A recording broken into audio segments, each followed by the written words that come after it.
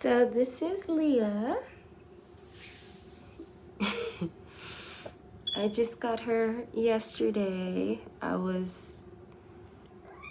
I know. She's been in here because I do have another cat. He's 10 months, and she's 9 weeks.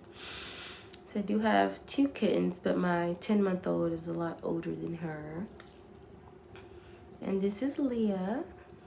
She's in my bathroom for now because my other cat is kind of stressing that we brought a new kitty home.